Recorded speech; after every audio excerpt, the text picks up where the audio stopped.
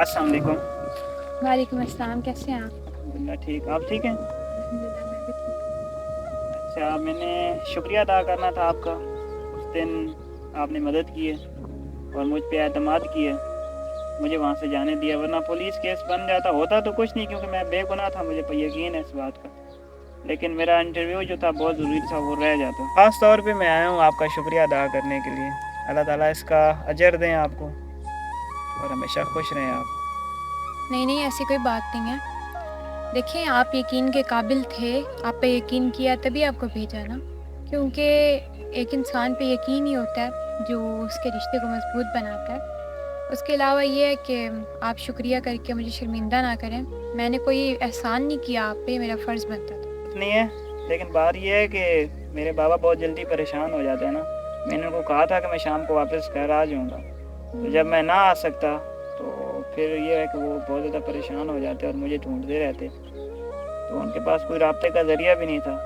तो जब आपने उनको बता दिया तो वो फिर रिलैक्स हो गए। जी, मैंने वक्त पे जाके आपके बाबा को आपकी खैर खैरियत का बता दिया था कि आप आ नहीं रहे हैं। उसके अलावा एक चीज़ ने मुझे बहुत ज़्यादा परेशान किया।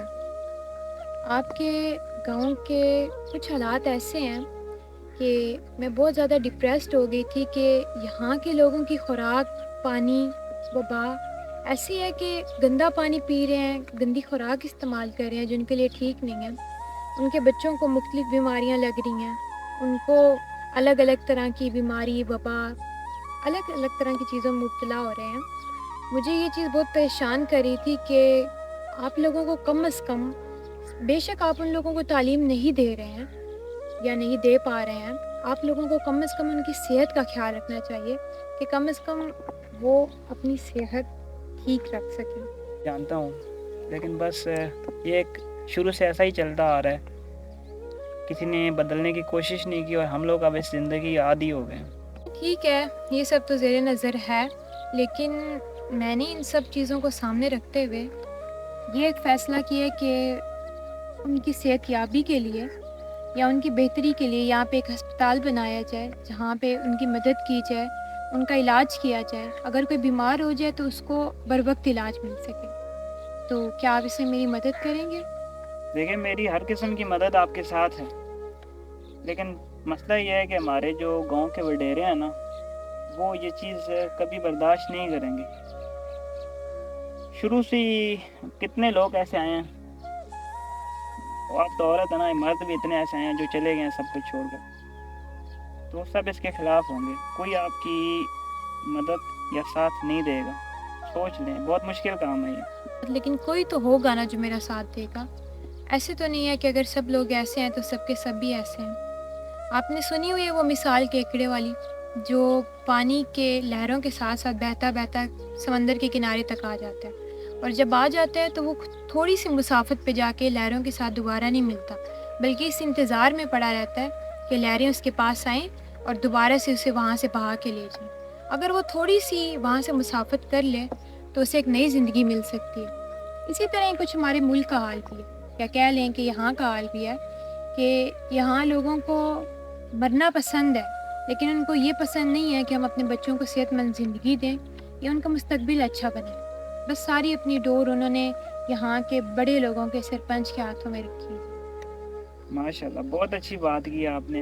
यकीन मानेंगे, ऐसा कभी हमने सोचा भी नहीं था जिस तरह की आप बात कर रहे हैं। चलें, मैं आपके साथ हूँ। इसके अलावा गांव के चौधरी आपकी मुखालफत करेंगे और बहुत से लोग आपका साथ देना चाहेंगे, लेकिन वो दे नहीं सकेंगे क्योंकि वो गुलाम हैं। हाँ, ये है कि वहाँ चौधरी का बेटा है अरहम, वो एक पढ़ा लिखा इंसान है, हो सकता है वो आपकी बेहतर तरीके से मदद कर सके। आप एक मुलाकात उनसे कर लें। बाकी एक हद में रहती हुई जितना भी मेरे से हो सका मैं आपका साथ दूँगा। बहुत बहुत शुक्रिया आपका। ठीक है, फिर मिलते हैं। हाँ।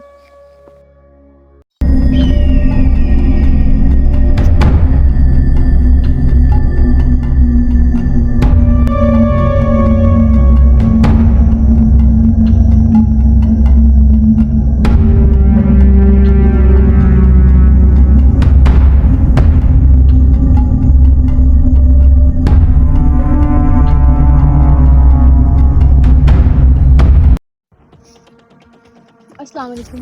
वालेकुम अस्सलाम। क्या हाल है चौधरी साहब? शुक्र है अल्लाह पाक का, आप सुनाएं। میں بھی ٹھیک ہوں. آپ کو پہلے اس گاؤں میں نہیں دیکھا. میں ایک ڈاکٹر ہوں اور میں شہر سے آئی ہوں. مجھے آپ کی مدد کی ضرورت ہے یہاں پہ اسپتال بنانے کے لیے تاکہ ہم لوگوں کی مدد کر سکیں اور ان کے کام آ سکیں. اچھا جی، کام تو آپ کا اچھا ہے لیکن ڈاکٹری ہمارے پاس کی بات نہیں ہے. باقی جہاں آپ کو ضرورت پڑے ہم حاضر ہیں. لوگوں کو تو ویسے اس کام کی ضرورت نہیں ہے. جی بالکل صحیح کہا آپ نے، لیکن کیا آپ نے وہ واقعہ سنے جس میں حضرت عمر رضی اللہ عنہ نے کہا تھا کہ اگر دریائے فرات کے کنارے پہ کوئی کتا بھی مر جائے تو وہ میری ذمہ داریوں میں شامل ہوگا اور اس کی پوچھ گچھ بھی میرے سے ہوگی. تو یہ آپ کیسے کہہ سکتے ہیں کہ میں اس میں آپ کی مدد نہیں کر سکتا؟ آپ کی یہ ساری رعایا ہے اور اس کا خیال رکھنا آپ کی ذمہ داری ہے. یہ سب ہمارے بچوں کی طرح ہیں اور ہم بچوں کی طرح ان کا خیال رکھتے ہیں. کیوں بھائی گاہ میں بے شک. کبھی ہماری خدمت میں کمی آئی کوئی؟ نہیں بھائی باپ.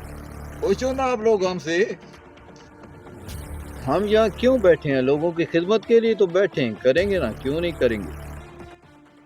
چلے ٹھیک ہے، بہت شکریہ آپ کا. میں ویسے بھی اپنے لیے تھوڑی نہ آئی ہوں، آپ کی اپنی رعایا کی خدمت کے لیے آئی ہوں تاکہ آپ ان لوگوں کی مدد کر سکیں. تو ٹھیک ہے، پھر ملاقات ہوتی ہے آپ سے. ضرور، کیوں نہیں.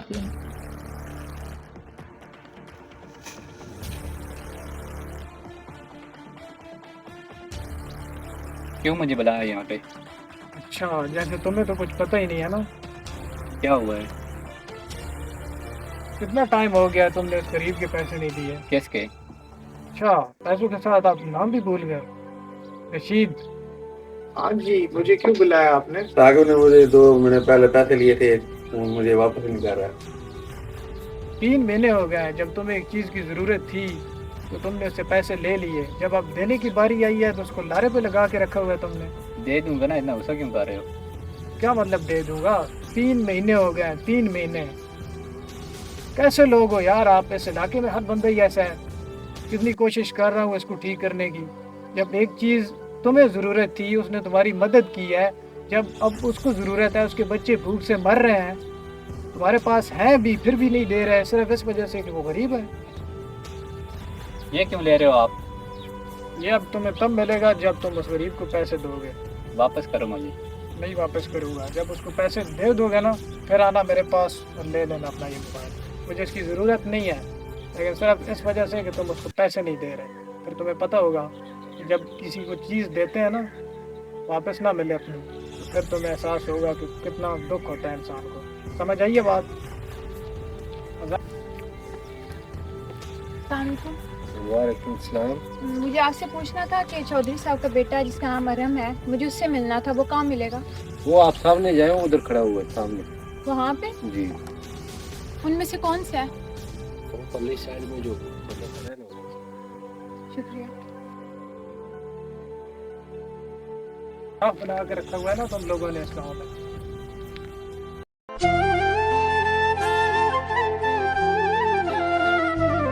کون ہے یہ جس کی آپ اتنی انسلٹ کر رہے ہیں؟ آپ کو تمیز نہیں ہے لوگوں سے بات کرنے کی؟ یہاں پہ ویسے بھی یہ اصول چلتا ہے کہ اپنے سے جیسے ہی چھوٹے لوگوں کو دیکھا جائے ان کے اوپر زور ڈالنا شروع کر دیتے ہیں. آپ لوگوں کو یہ بھی سوچنا چاہیے کہ وہ بھی انسان ہیں. ان کے ساتھ اپنا برتاؤ ٹھیک رکھا کریں، ٹھیک طریقے سے بات کیا کریں. یہ کیا طریقہ ہے کہ آپ لوگ ہر کسی کے ساتھ بدتمیزی سے بات کرتے ہیں، غصہ کر رہے ہوتے ہیں؟ یہ کوئی اتنی بڑی دلیل نہیں. جتنا وقت آپ لوگ ان لوگوں کی بےزتی کرنے میں لگاتے ہیں نا، اتنا وقت اگر آپ لوگ لگاتے تو یہ علاقہ بہتر ہو جاتا، اس کا یہ حال نہ ہوتا. لیکن افسوس آپ لوگوں کو تو آپس میں لڑنے کے علاوہ کوئی کام ہی نہیں ہے. بلکہ تو آپ پڑھے لکھے لگتے ہیں لیکن آپ کو کسی سے بات کرنے کی تمیز نہیں ہے. ایسے بات کی جاتی ہے. افسوس کی بات ہے کہ آپ لوگوں پہ کوئی اثر نہیں. آپ سے بات کر رہی ہوں میں. کہاں کھوئے ہوئے ہیں آپ؟